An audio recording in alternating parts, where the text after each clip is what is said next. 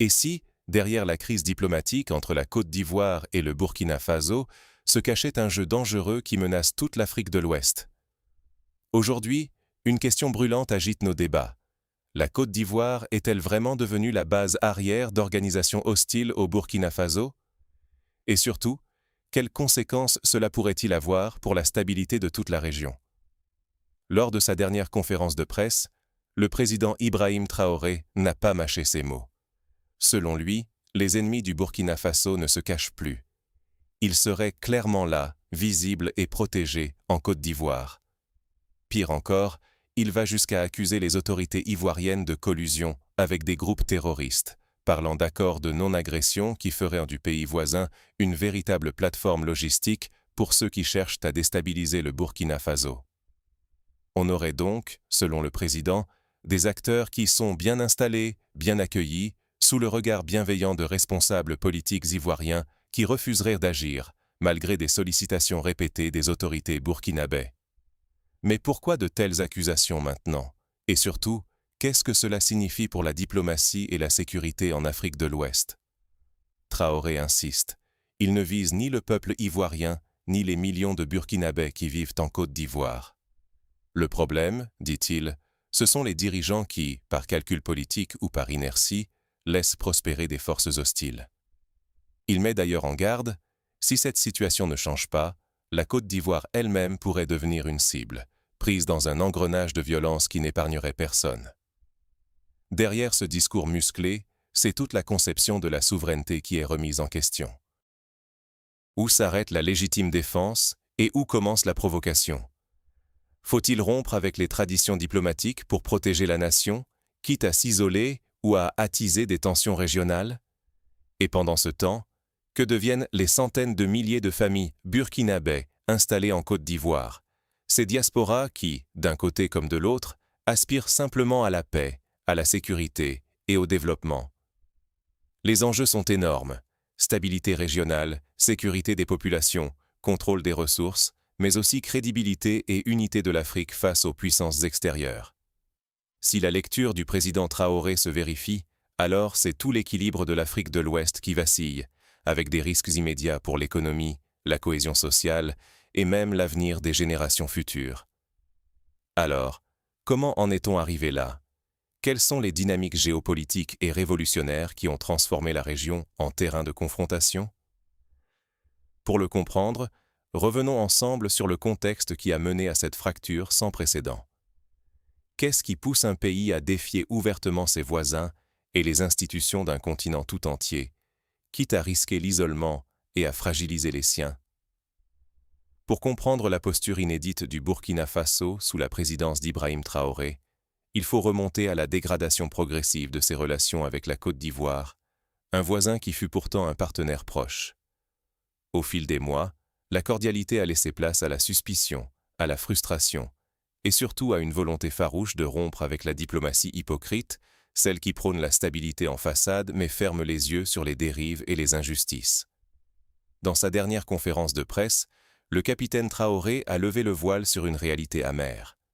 Selon lui, au-delà des discours officiels et des sourires échangés, la coopération judiciaire entre les deux pays est au point mort. Malgré d'innombrables démarches pour tenter d'extrader, de juger ou de contrôler certains individus soupçonnés de vouloir déstabiliser le Burkina Faso, des personnes qu'il décrit comme ennemis visibles et protégés en Côte d'Ivoire, rien n'avance. Les autorités ivoiriennes, dit-il, demandent des procédures, des mandats, des dossiers complets. Le Burkina s'exécute, mais ne reçoit que le silence en retour. Un mur. Un refus poli mais ferme de collaborer. Pour Traoré, ce n'est plus acceptable. Son message est clair. Il n'est plus question de jouer le jeu des conventions si celles-ci servent de prétexte à l'inaction ou, pire, à la protection d'intérêts contraires à la révolution burkinabè. Il accuse ouvertement certains responsables ivoiriens de fermer les yeux sur des accords de non-agression avec des groupes terroristes, transformant ainsi le pays en base arrière pour ceux qui veulent semer le chaos chez le voisin. Une provocation? Ou simplement la volonté d'exposer la vérité, aussi dérangeante soit-elle? Mais cette démarche radicale, ce refus de la langue de bois et du compromis, n'est pas sans conséquences. Le Burkina Faso abrite l'une des plus importantes diasporas en Côte d'Ivoire, des centaines de milliers de familles, des vies entières bâties sur la stabilité de cette relation. La moindre tension diplomatique, la moindre déclaration musclée, pèse lourd sur le quotidien de ces expatriés. Dans un contexte où la Côte d'Ivoire s'apprête à vivre une élection présidentielle cruciale, Traoré exprime même ses inquiétudes quant au risque de violence, conscient que toute dérive pourrait entraîner l'ensemble de la sous-région dans une spirale dangereuse. Mais pour lui, la vraie menace, ce n'est pas le rejet international ou les sanctions, c'est le renoncement aux principes, la compromission au nom de la convenance.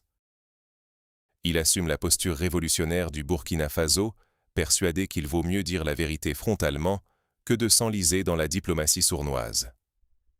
Quitte à s'attirer des critiques, à donner du grain à moudre à ceux qui l'accusent de diplomatie de la force, il affirme « Nous avons décidé de faire une révolution, et nous irons jusqu'au bout. Si d'autres veulent nous rejoindre, qu'ils le fassent. Mais il est hors de question de jouer sur deux tableaux. » Derrière chaque mot, c'est l'aspiration à une souveraineté authentique qui transparaît. Celle de pouvoir choisir ses alliés, de refuser les deals politiques qui sacrifieraient la révolution sur l'autel de la stabilité apparente, et de défendre la dignité d'un peuple face aux pressions extérieures. Mais ce choix est risqué. S'amarrer à une posture révolutionnaire, c'est aussi risquer l'isolement, la rupture de liens économiques ou culturels essentiels, et l'exposition de la diaspora burkinabé à des représailles ou à la stigmatisation. Pourtant, Traoré va plus loin. Pour lui, l'enjeu dépasse le simple bras de fer avec un voisin. Toute la région est en mutation, et le Burkina Faso veut en être un acteur décisif, quitte à bousculer l'ordre établi.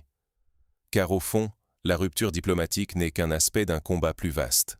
La lutte contre le terrorisme, la quête d'une place digne face aux grandes puissances et la redéfinition du pouvoir en Afrique de l'Ouest. Mais alors, comment ce choix radical va-t-il impacter le Burkina et toute la sous-région? C'est ce que nous allons explorer dans la suite. Jusqu'où aller pour protéger sa nation quand la confiance dans les alliances s'effondre? C'est la question brûlante à laquelle le président Ibrahim Traoré a répondu sans détour lors de sa conférence de presse. Car derrière les tensions affichées avec la Côte d'Ivoire, il y a un malaise plus profond, un véritable séisme dans les rapports de force régionaux. D'abord, il y a eu cette accusation explosive. Des autorités ivoiriennes auraient, selon Traoré, conclu des deals de non-agression avec des groupes armés terroristes. Autrement dit, on aurait choisi la paix, mais à quel prix? Ce genre d'arrangement, s'il existe, met certes la Côte d'Ivoire à l'abri, mais il crée un effet de domino inquiétant. Les groupes armés épargnant un territoire pour mieux s'en prendre à un autre. En dénonçant ouvertement ces pratiques, le Burkina Faso prend un risque immense, celui de pointer du doigt une hypocrisie régionale que beaucoup préfèrent taire. Mais Traoré insiste. La sécurité de son peuple ne doit pas être négociable, même si cela signifie s'attirer les foudres de ses voisins. La conséquence? Un isolement qui guette, mais aussi un avertissement. Car, comme l'a souligné Traoré, la Côte d'Ivoire pourrait bien se retrouver, tôt ou tard, dans le viseur de ces mêmes groupes terroristes. Les deals, pour le président burkinabé, ne sont que des solutions temporaires qui finissent toujours par se retourner contre ceux qui les concluent. Mais ce positionnement radical, il l'assume pleinement. C'est l'essence même de la révolution burkinabé.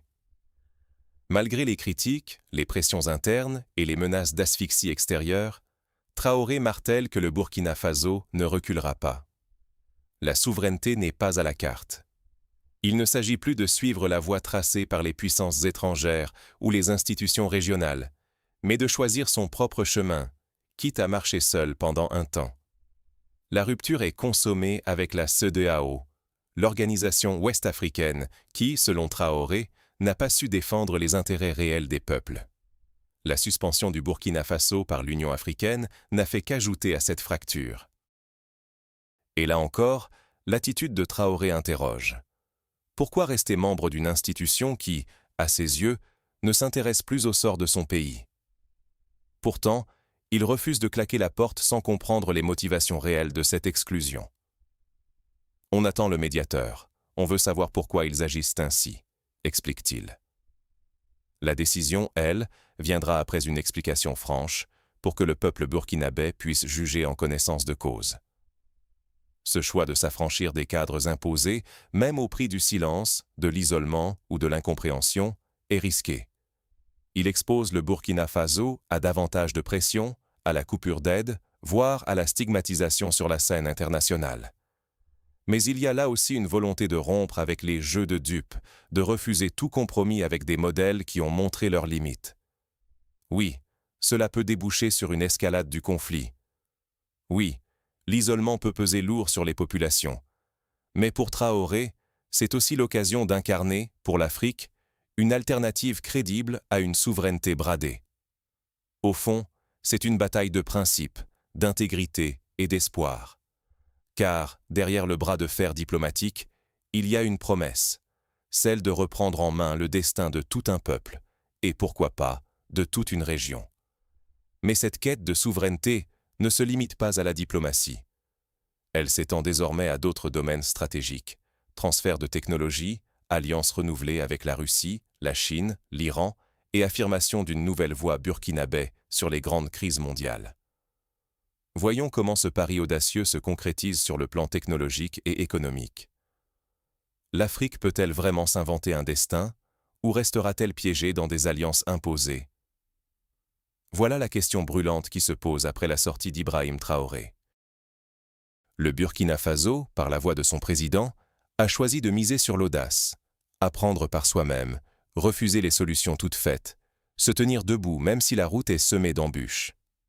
Regardez la stratégie adoptée. Fini les dons qui rendent dépendants, place à l'apprentissage autonome. Traoré l'a martelé. Il ne s'agit plus de quémander du blé, mais de cultiver nos propres champs, d'apprendre à pêcher plutôt que d'attendre le poisson. Pour cela, le transfert de technologie devient crucial. Le Burkina envoie ses étudiants se former là où le savoir se construit, en Russie, en Chine, en Iran. L'idée? Ne plus attendre les miettes, mais s'approprier la technologie de pointe, notamment dans des domaines stratégiques comme l'atome, avec la création d'une agence nationale dédiée. C'est un pari sur la jeunesse, un pari sur l'intelligence locale. Mais cette quête d'autonomie s'étend bien au-delà de la technique. C'est aussi un choix diplomatique radical. Tandis que certains chefs d'État africains multiplient les voyages et se pressent sur les photos de groupe avec les puissants du moment, Traoré affiche une posture résolument différente. Il limite ses déplacements à l'essentiel, préfère se concentrer sur le travail à mener chez lui. Son explication est limpide. Je travaille d'abord pour les intérêts du Burkina, comme d'autres défendent d'abord l'Amérique ou la France. Ce recentrage, c'est un symbole fort d'une diplomatie non alignée qui ne court plus derrière les faveurs occidentales, mais construit ses propres équilibres, ses propres partenariats. Encore faut-il savoir où mène ce chemin. Car miser sur l'autonomie, c'est aussi s'exposer à l'échec. La prise de risque est immense. Retard technique, isolement politique, hostilité des voisins ou des grandes puissances. Un faux pas, et le rêve de souveraineté peut vite se transformer en cauchemar de précarité ou de répression. Mais c'est aussi, et surtout, la seule voie pour sortir de l'assistanat, pour rendre enfin à l'Afrique sa capacité de décision, pour inspirer d'autres peuples à suivre la même audace. Le président burkinabé ne cache d'ailleurs pas le poids de la mission. Ce n'est pas une pression, mais c'est un fardeau, une responsabilité, confie-t-il. Porteur l'espoir d'un continent, devenir un modèle malgré les obstacles, c'est accepter de marcher sur une corde raide. Mais c'est aussi une source de fierté, une occasion de réécrire l'histoire. Ce volontarisme s'exprime aussi dans les prises de position sur les grands dossiers internationaux. Là où le silence africain sur la Palestine, ou l'inaction face au drame en République démocratique du Congo révèle les divisions et les calculs d'intérêt, Traoré ose dénoncer. Il pointe du doigt la difficulté de l'Afrique à parler d'une seule voix, la mainmise d'élites façonnées à l'étranger, la peur de s'affirmer. On ne peut pas avoir une opinion africaine tant que certains défendent d'abord les intérêts d'autres puissances, dit-il, lucide sur l'ampleur du chantier. Alors, quel avenir pour cette diplomatie révolutionnaire? Si elle réussit, elle pourrait rebattre les cartes du pouvoir en Afrique de l'Ouest, offrir une alternative crédible à la domination extérieure et rallumer l'espoir d'une unité africaine réelle. Mais l'échec n'est jamais loin. Chaque avancée se paie au prix fort, et l'isolement guette ceux qui dérangent l'ordre établi. Pour les Africains et la diaspora, l'enjeu est immense. Souveraineté, sécurité, dignité. Le destin n'est plus écrit ailleurs. Il dépend de la capacité à apprendre, à innover, à s'unir autour de causes justes. Mais au-delà de la vision des chefs d'État, la vraie question reste. Comment chacun peut-il contribuer à cette nouvelle diplomatie? Que faut-il retenir? Et où placer notre espoir collectif? C'est ce que nous allons explorer tout de suite. Au-delà des discours, que peut faire chaque Africain pour forger son avenir? La question mérite d'être posée, car la conférence de presse du président Traoré, au-delà de l'enjeu politique, nous rappelle une leçon essentielle. L'avenir ne se joue pas seulement dans les palais présidentiels, ni dans les grandes capitales étrangères. Il se construit, jour après jour, à travers l'engagement de chacun, la manière dont nous communiquons, dont nous nous informons, dont nous refusons de céder à la manipulation. Regardons les faits. Au Burkina Faso, la communication a été une arme redoutable, utilisée tantôt pour diviser, tantôt pour unir. Les oppresseurs, les puissances extérieures, n'ont jamais cessé d'influencer l'opinion par le biais de la désinformation ou de la propagande. Les conflits, qu'ils éclatent au Soudan, en RDC ou dans le Sahel, sont souvent alimentés par des messages distillés à dessein pour dresser les peuples les uns contre les autres. Et, comme l'a souligné le président, combien de leaders africains sont tombés, victimes de campagnes orchestrées pour les discréditer ou les éliminer. À chaque fois, la communication a joué un rôle central.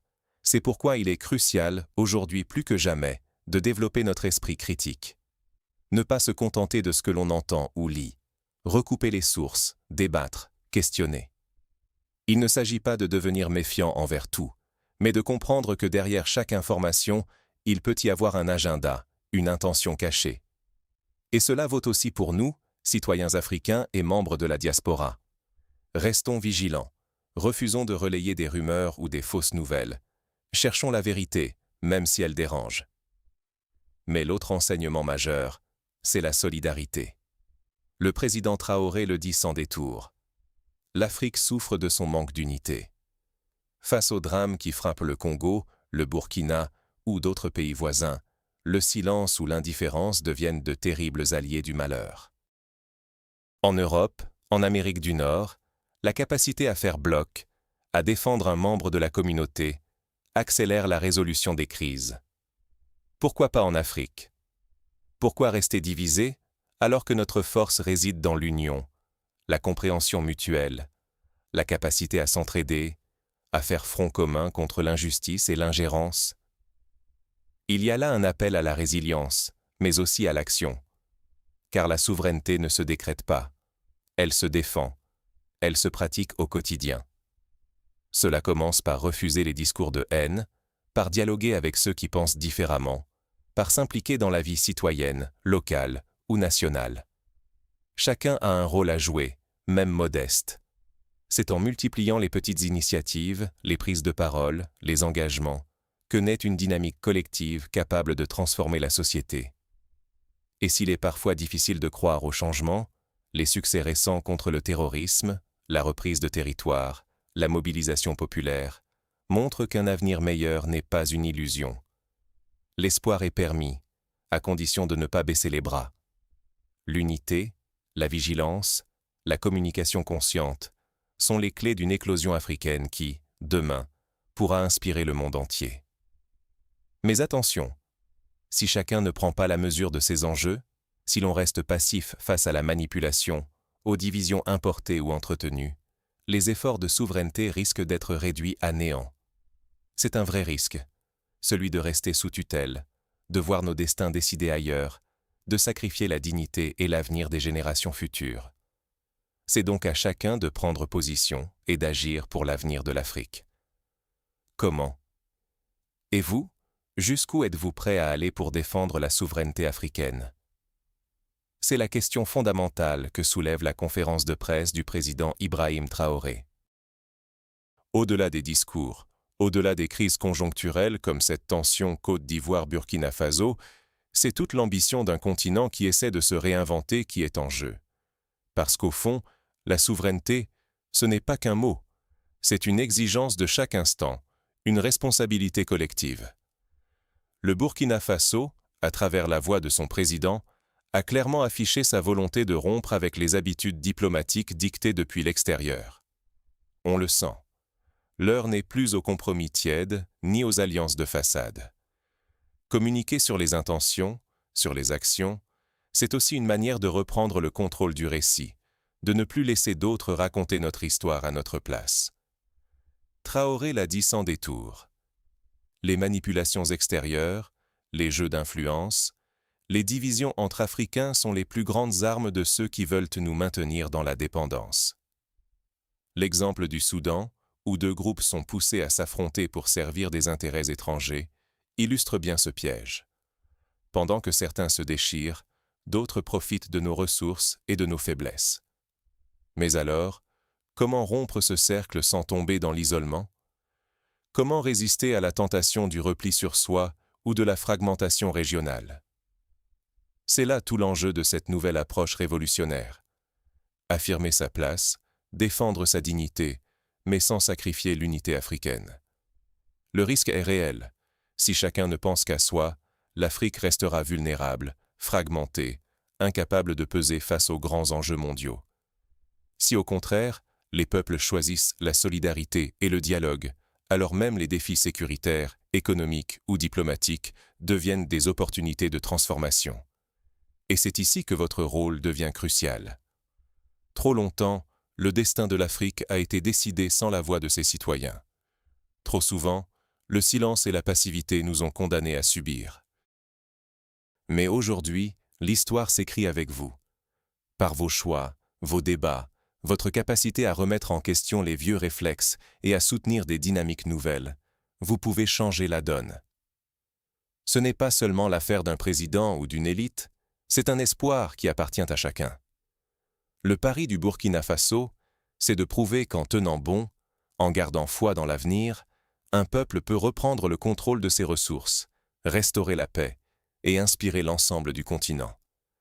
Mais ce pari ne peut être gagné sans une mobilisation large, sans une conscience partagée des risques et des enjeux. Alors, que faire concrètement? Il s'agit d'abord de refuser la fatalité, d'oser le débat, d'exiger la transparence de nos dirigeants, mais aussi de rester attentifs aux manipulations qui cherchent à nous diviser. Cela commence par la façon dont nous communiquons, par l'attention que nous portons à l'information, par notre engagement à défendre la justice et la souveraineté, pas seulement en parole, mais dans nos actes quotidiens, nos choix économiques, notre solidarité envers les peuples africains en difficulté. Je vous invite à participer activement à la discussion. Croyez-vous que la voie diplomatique choisie par le Burkina Faso peut vraiment renforcer la souveraineté africaine? Ou pensez-vous qu'elle pourrait créer de nouvelles fractures? Jusqu'où les nations africaines doivent-elles aller ensemble pour peser sur les conflits mondiaux, comme en Palestine ou en RDC? Ou au contraire, chaque pays doit-il d'abord se recentrer sur ses propres priorités nationales? Partagez vos avis dans les commentaires, débattez sans langue de bois. C'est ainsi que naît la vraie conscience citoyenne. N'oubliez pas, chaque voix compte. Partagez cette vidéo autour de vous, sur WhatsApp, Telegram, Facebook, partout où les Africains se rassemblent. Multiplions les échanges, construisons ensemble ce nouvel imaginaire africain, fait de courage, de lucidité et de solidarité. L'avenir du continent ne se jouera pas dans le silence, mais dans l'action responsable et un dialogue ouvert. Rejoignez le mouvement, soyez acteurs de votre souveraineté. Parce que l'Afrique que nous voulons commence par la voix et l'engagement de chacun d'entre nous. Merci de votre attention et à très vite pour de nouveaux débats essentiels sur l'avenir de notre continent.